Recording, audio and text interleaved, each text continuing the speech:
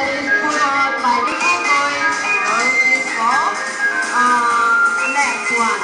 This is called leg one because it is particularly worn by the dancers while performing traditional dance. Learn from the family by wearing red brown clothes and see as well.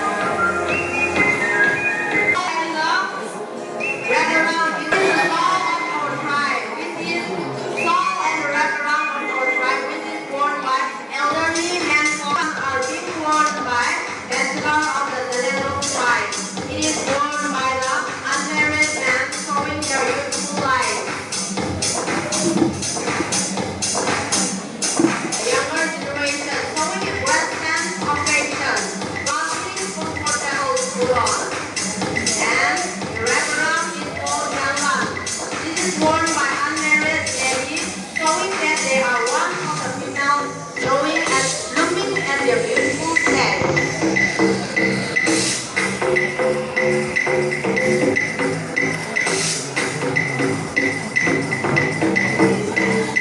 Indicating the opening of their youthful life.